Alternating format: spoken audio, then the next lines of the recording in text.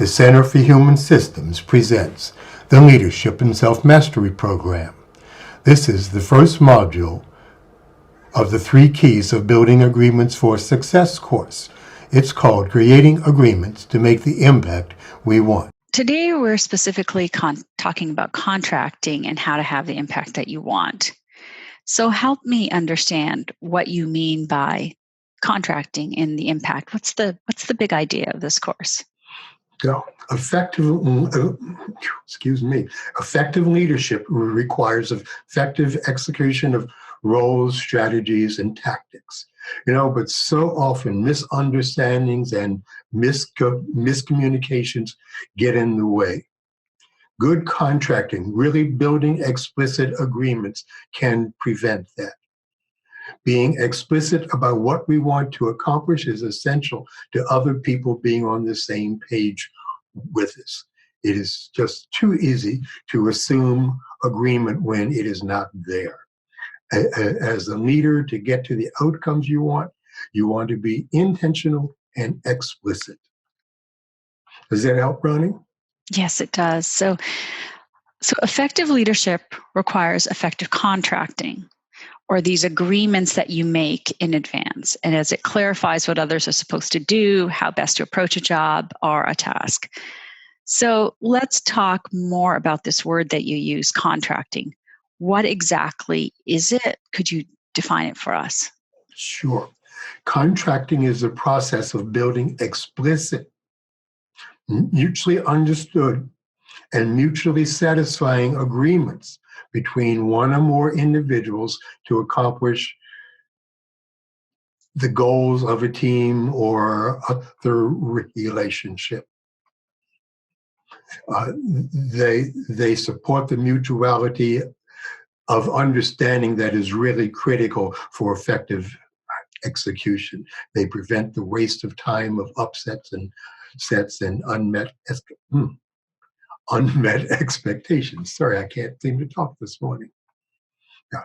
The most effective contracts are dynamic and iterative as circumstances change and needs change.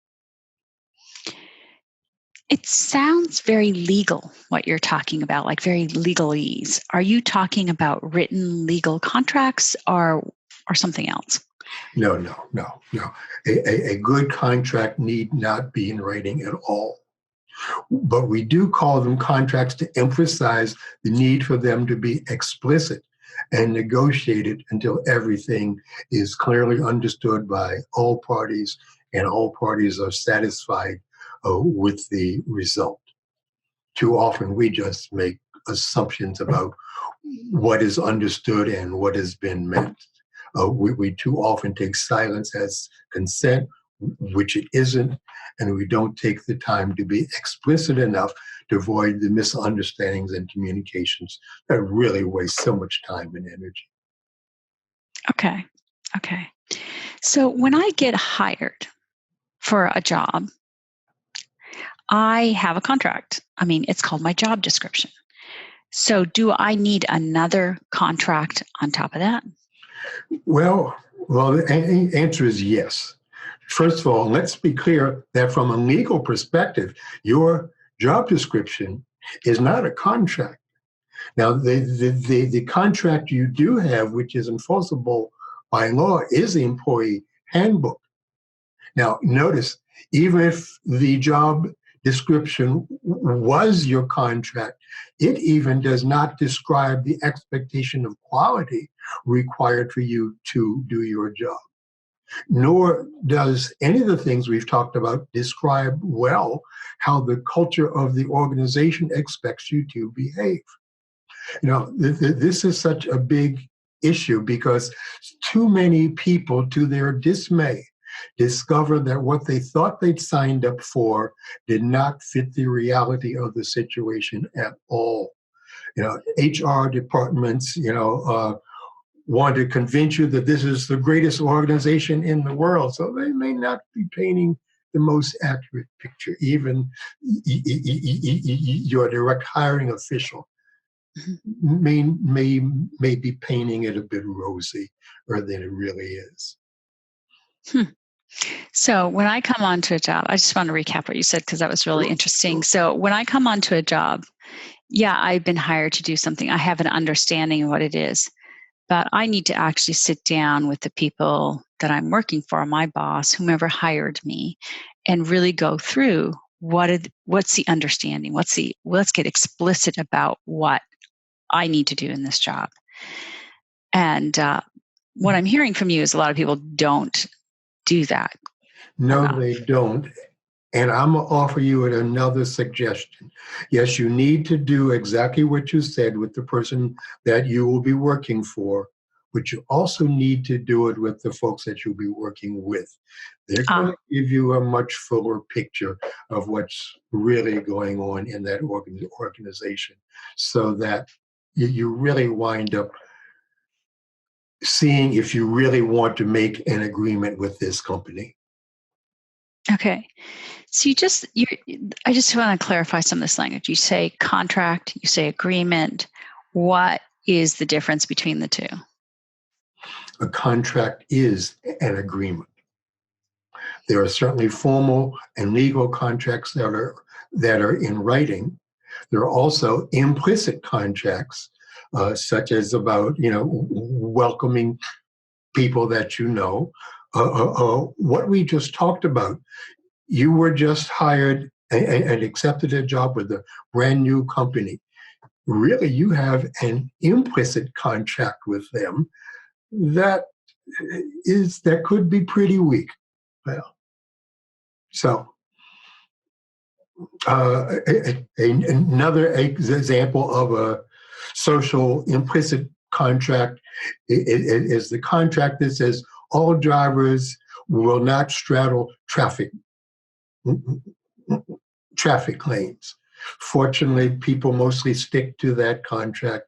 Otherwise, they would be trouble. The word contract literally means drawn together. Contracts are agreements that draw people together, and that's what we're after here, so that they're all on the same page. I love that. I love that idea of a contract being somewhere where we draw together and come up with a sort of collaborative agreement on what the work is and how and to what quality that work is to be performed. It would save the individual being hired the agony of finding out that things are not as they expected, and it would save the company enormous amounts of money because one of the most expensive things that an organization has is turnover, and poor hires are the source of a whole lot of turnover. Yes, I think there's a lot more we can dig into there, which we'll pause on for the minute on how you actually do that. But I think we'll talk more about that as we go on. So, tell us more about this idea of contracts and intention. What do we need to do there? Yeah. Let's think about this in terms of, first of all, for most routine situations, contracts and the kind of explicit agreements that we're talking about today really are not needed. However, the more important or long lasting the situation is likely to be, the more important it is to be explicit about the agreements we make. So we're talking about at work, we're talking about marriages, we're talking about raising children, all of that. Way too often, people and organizations agree to adjoining that turn sour because the agreement was not explicit enough. So we're going to talk about three key areas of concern. They're going to be the same three areas that we talked about under conscious use of self: intention and impact, connections, and ego management. Ego management. Ego Yeah, management. that's So right. I thought we're talking about doing work. I mean, this whole thing around ego management doesn't sound like work to me. Really? Hmm. Yeah. So you don't consider ego management as something to do with work? I just hear complaints all the time in all of my clients' organizations about so and so's ego. So, so you've not heard that? Of course, I hear these complaints, but I don't think about it as work, paid work. Well, egos are what gets in the way of getting the work done well, just the same as ego is what gets in the way with the marriage contract that you have with your husband. So agreements are kind of like the grease in life. When that grease is not there, the friction starts to build up and we've got trouble. And that can happen at home and it clearly happens at work.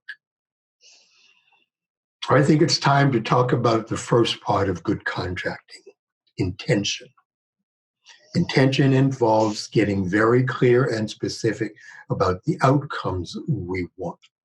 Too often goals are defined like be the best organization. Or when I've been facilitating a conflict, the combatants talk about that they want respect.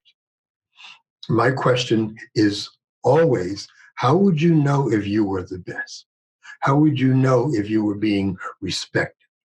Focusing on outcomes in the sense of how would you know if you got there gets us to the level of explicitness where we can know that we have an agreement with the other party, or we really don't. Often we have an agreement that turns out to be a mirage. Would you like an example? Yes, I would love an example of what you're talking about. Okay.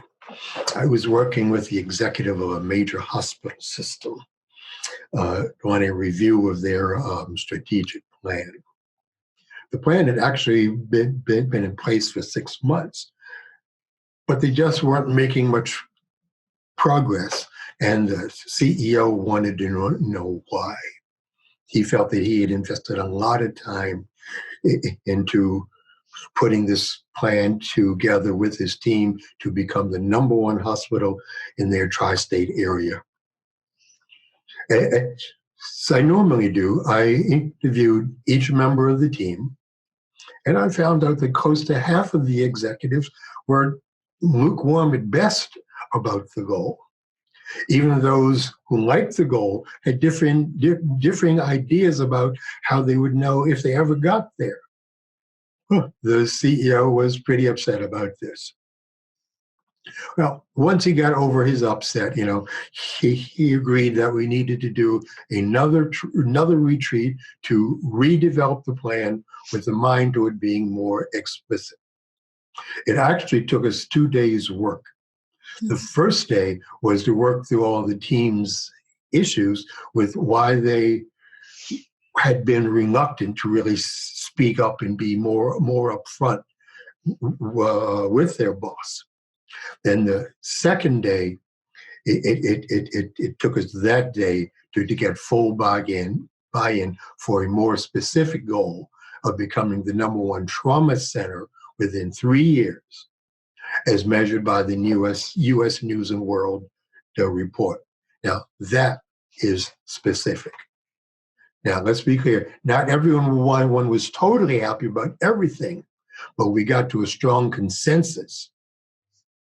And then we worked up a set of goals that would take them there. Okay. So what exactly went? I mean, you talked a little bit about there wasn't an agreement with people. So what exactly went wrong? Was it? It sounds like was it his lack of what I would call smart objectives? And by what I mean by smart objectives is like getting really, this is a term that's used a lot in business. So specific, measurable, attainable, realistic, and timely goals. I mean, is it that did he not get down to that level of detail with his people? Is that what it was? I mean, they didn't have any kind of agreement whatsoever. Well, he had some weak agreement, but weak agreement is not enough to get you to where you want to go. He had assumed that he had an agreement based upon the plan that had been developed. I say assumed because of the lack of follow through. Some of his people had given slight head nods, others were just silent. In general, no one felt safe enough to share their concerns. That was a problem all by itself. The CEO also believed that silence was consent. I've heard other leaders say, I'm going to take your silence as consent. I'm saying, don't do that, because silence often means exactly the opposite. So this CEO assumed he had consensus around his intention when he really did not. Right. So the CEO assumed consensus or agreement around his intentions, his objectives, but it wasn't there. Probably because people didn't understand what he really wanted or what it was going to take to get there. That, and they really didn't want to speak up because it seemed too risky. Right. It's too risky. So there was a lack of trust. That whole first day, just to clear up that issue. So let's talk about what process say in this example, what process did he follow to get to that consensus or that explicit agreement around what needed to be done? So this is the second time around now. Okay. What we did was follow my 5 rules for consensus.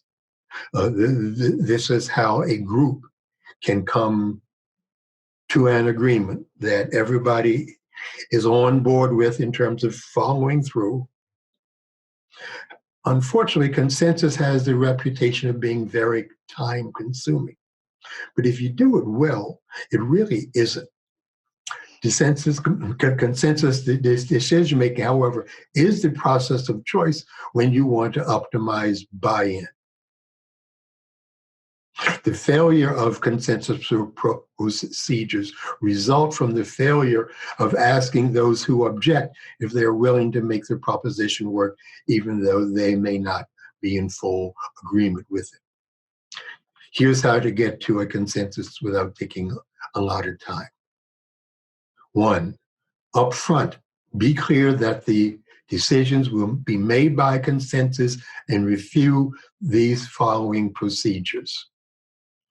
Number 2, when a discussion about a particular point where most of the folks involved seem to be leading toward a specific option, announce that it's time to see if we have a consensus. Restate the option, then check to be sure that everyone understands it. This checks the explicitness of the option to be sure that everybody understands the same thing about what this option means. Number 3, once the option is clear to everyone, check with each person one at a time to see if they are in favor of the proposed decision. Number 4, ask each person not in favor to fully state the reasons that they're not. The key here is to be sure that each person has the opportunity to be fully heard. This is so important. So often, once somebody feels that they've been fully heard, they're fine with coming along and joining the consensus. 5, after each statement, ask that person, and this is the key part, if they are willing to proactively help make the proposition work, even though they are not fully in agreement with it. This is what distinguishes the consensus decision-making from unanimous decision-making. Unanimous decision-making can take forever. Consensus decision-making slips into unanimous decision-making when someone or the group tries to convince the dissenting person to change their mind. That is the downfall that we so often fall into. Do not let that happen. 95 times out of 100, the dissenting person will say something like, sure, I'm a team player. Let's go. Finally, number 6, if a person feels so strongly about their objections that they're not willing to help make the proposed decision work, then ask the group to further consider those objections. This is rare, but when it happens, often the objection turns out to be an important one. In the very rare case, and I mean very rare, because I've never seen it, that the dissenting person refuses to join the consensus, then there is a problem of another sort that must be identified and resolved.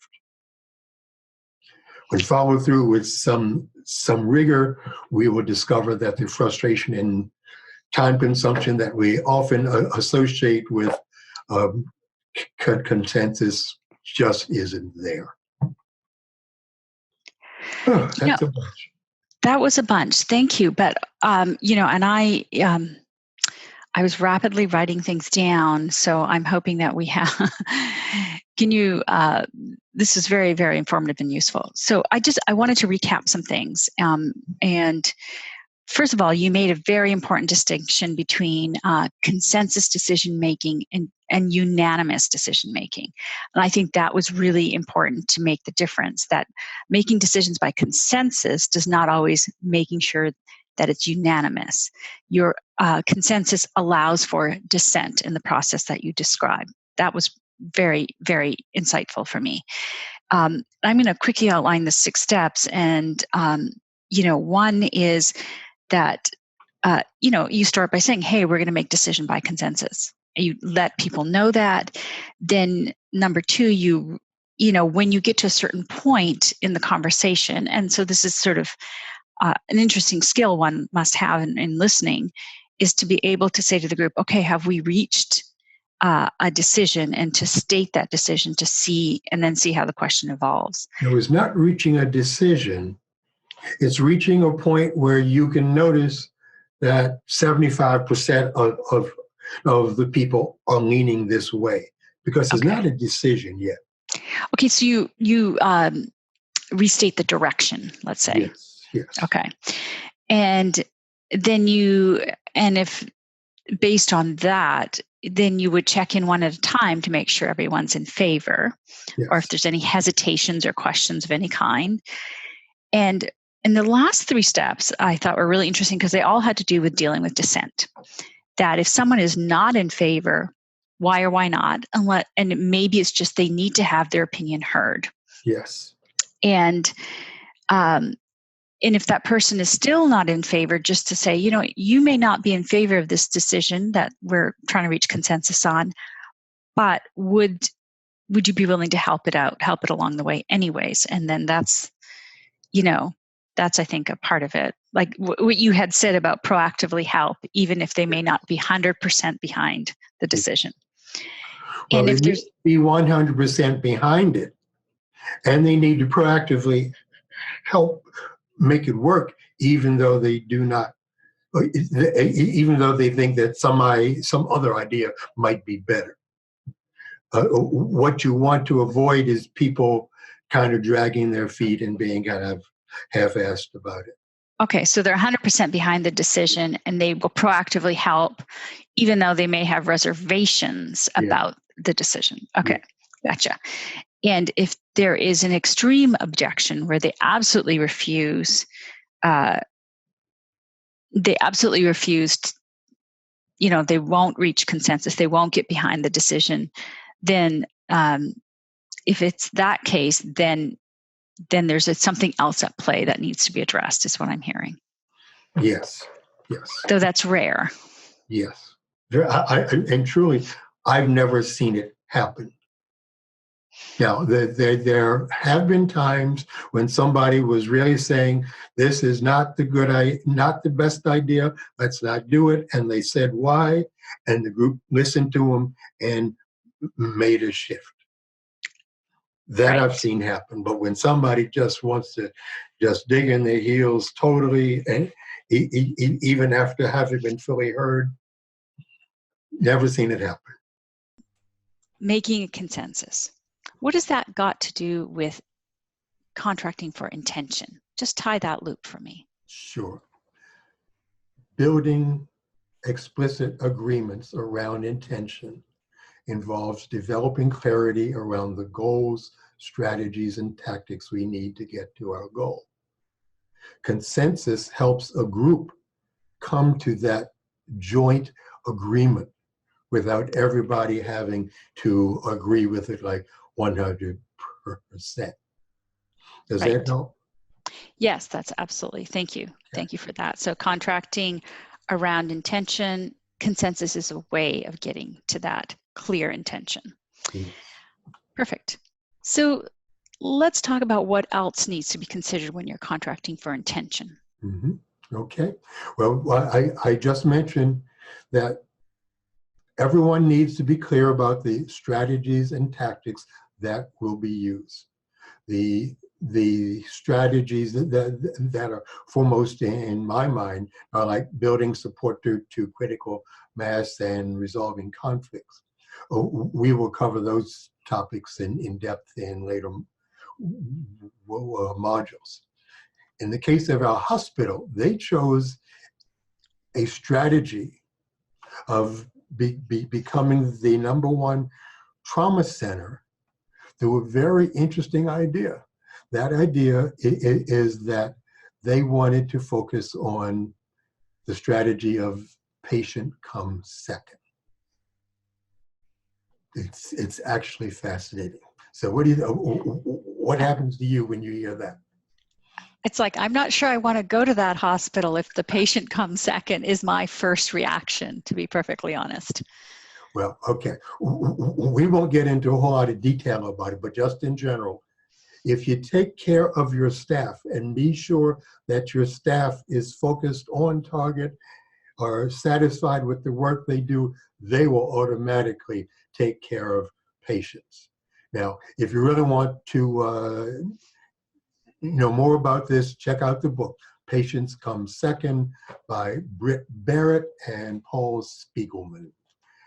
Meanwhile, let's get back to getting focused on building agreements around intention. Okay. So here is one more aspect of that. People need to establish, leaders need to establish who is responsible for doing which of the strategies and tactics. Without it, deadlines can be missed, things slip up, fall through the cracks, and no one can be held accountable. Really being clear about who is responsible for what and by when makes all the difference in the world. Too many organizations have accountability problems. They include government agencies and other big successful companies. Other organizations who don't have that kind of leeway learn to contract well for who is to do what by when, or they go out of business.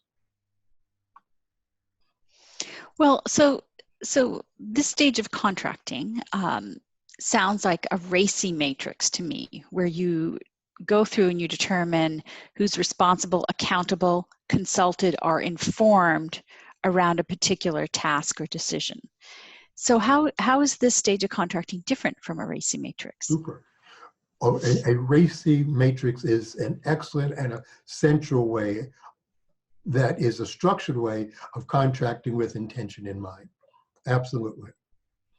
At the same time, it does not cover all of the issues of contracting that we're going to cover in in module 2 and 3, such as contracting for strong relationships and contracting for effective eco management. So RACI is great as far as it goes, but then there's the other 2 steps that will be going in our next 2 modules.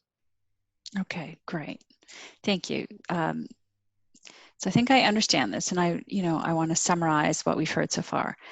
So contracting with intention requires that you be very specific about what you're asking for from your team, from your colleagues, from others. However, being specific and being intentional in your contracts is just that one part of contracting. The other parts of ego management and managing relationships is something we're going to discuss in the other two modules. Got it. And I think what's surprising to me, Michael, as we're talking through this, is just how common sense it is. You know, is how